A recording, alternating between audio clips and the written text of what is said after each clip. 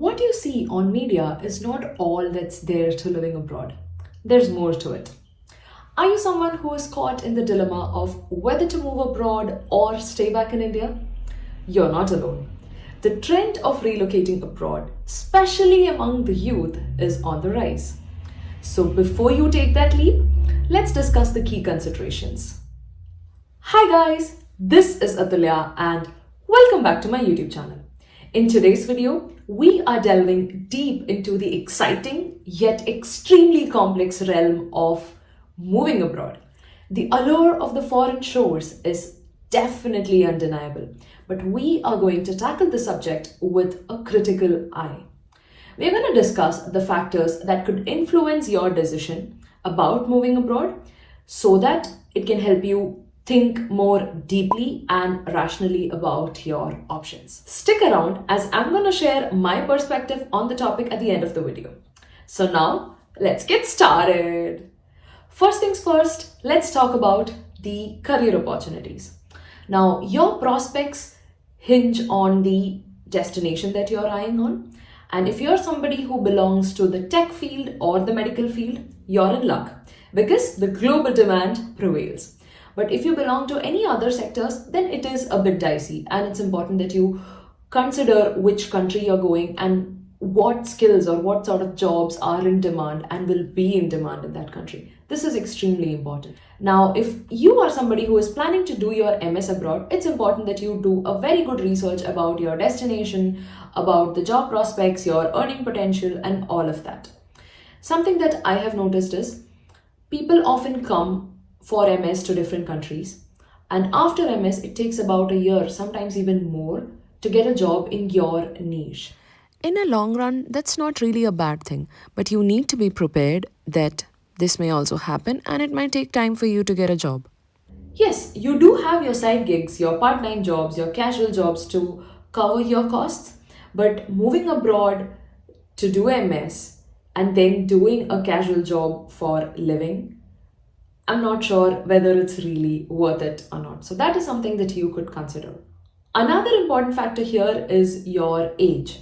So in your 20s, you can definitely go on that exploration journey, but in your 30s, maybe not. So I would say before actually planning to move abroad, it's important that you get in touch with people who have taken similar career paths and are in the destination which you are eyeing on. You could connect with such people on LinkedIn and try and understand the career prospects, the earning potential before really deciding to move.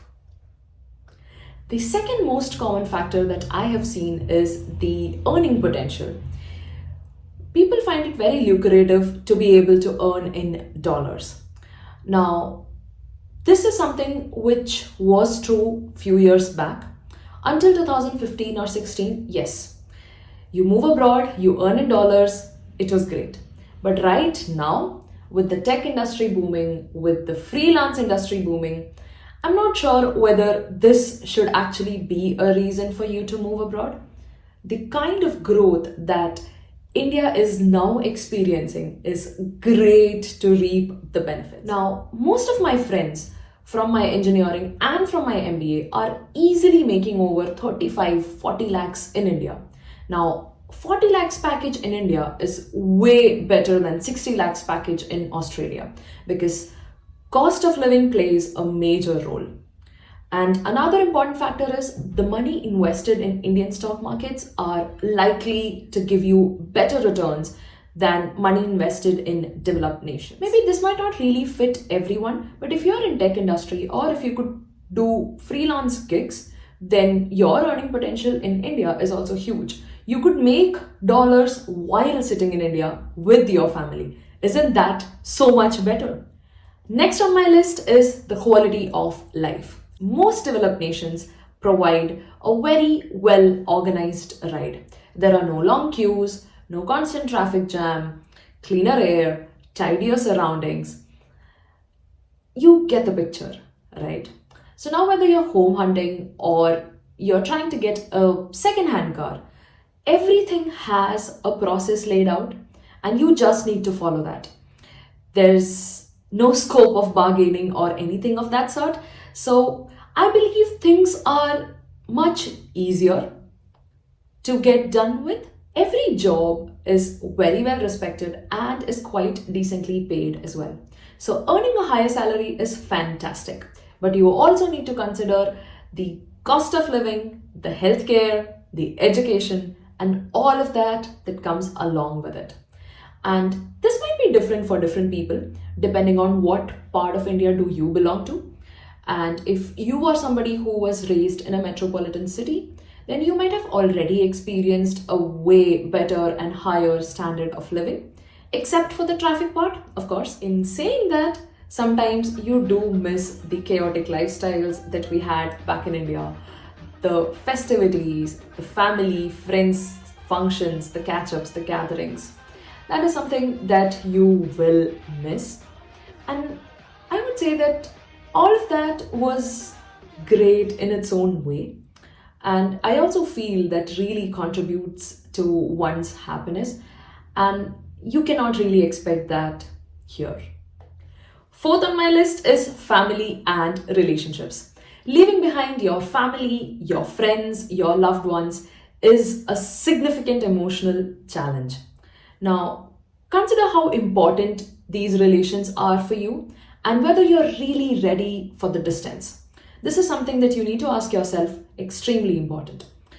Now, even though commuting has become easier over the years, it's still extremely difficult to just quickly do a sudden trip back to India, right? And over the years, as you live longer in a different country, you will get used to that country. You will start liking that place. You will have your own comfort zone. And you might have invested in properties. And yeah, basically life happens. And after a certain point, it might get really difficult for you to move back to India. And there's no denying the fact that with each day passing, you are losing time that you could have otherwise spent with your parents. That being said, if you do have your family abroad, maybe a sibling or a very close cousin, it might make your stay way more easier.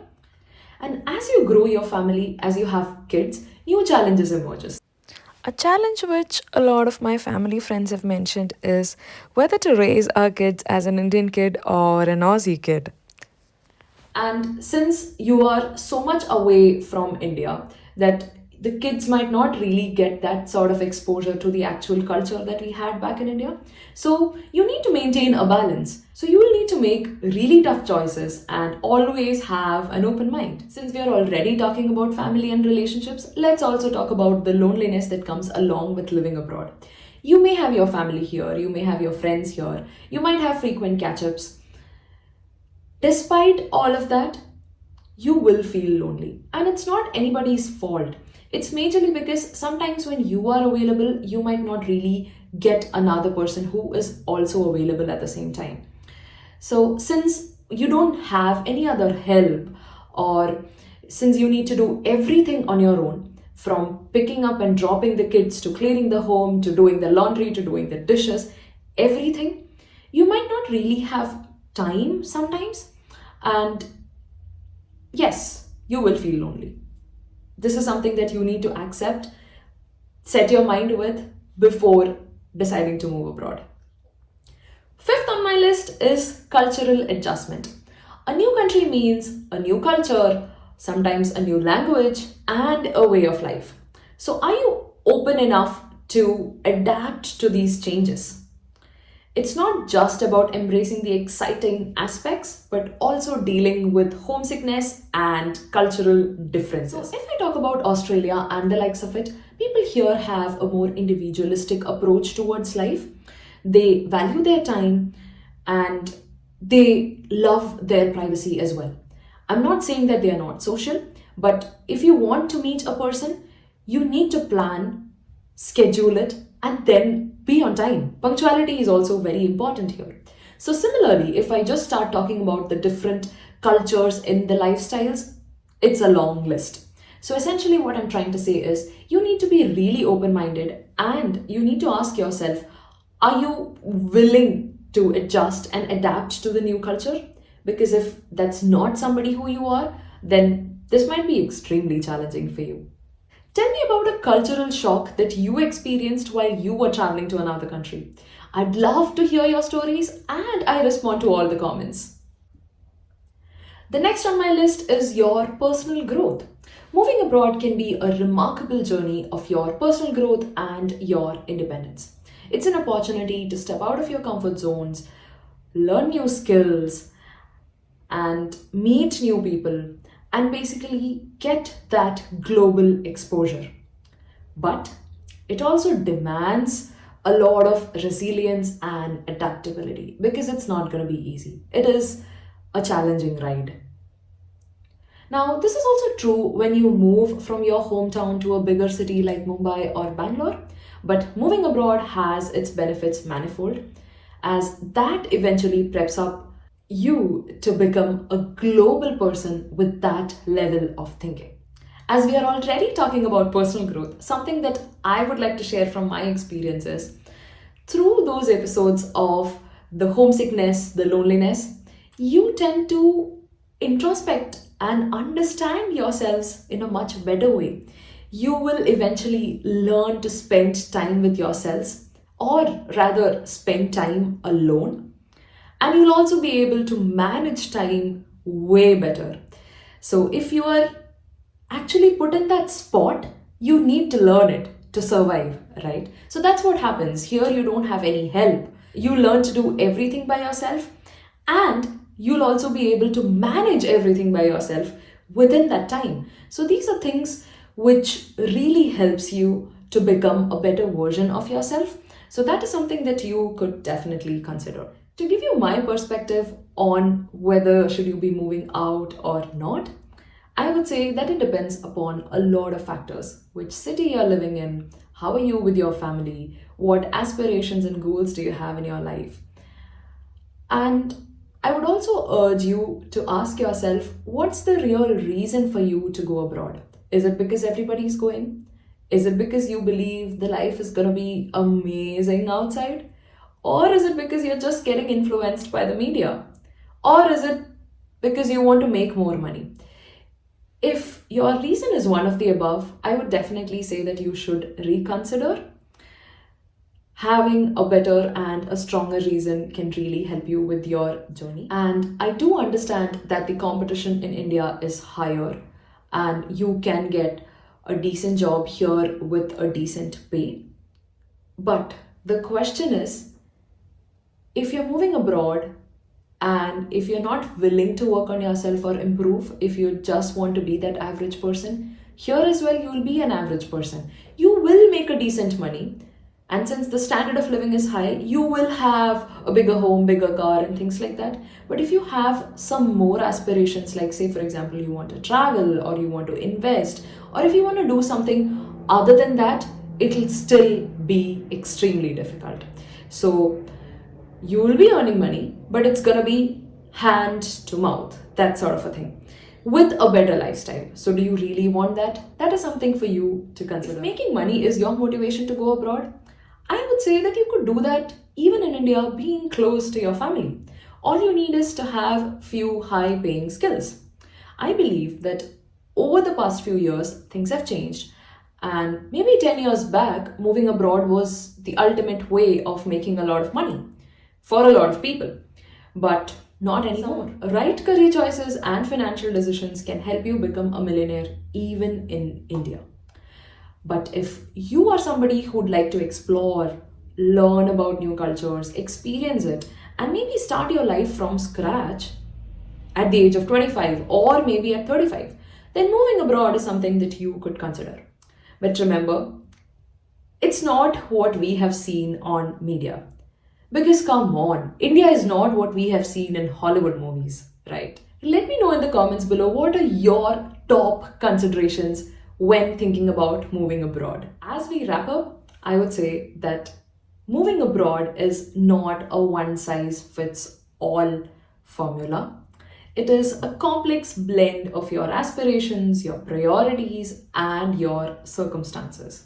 Now, while the allure of the new horizons is tempting, it's also crucial to make a well informed choice that aligns with your personal and professional goals. Whether you're choosing to stay or soar across borders, what matters the most is that you make the decision that's right for you. Do you have some advice for someone who is contemplating an international move?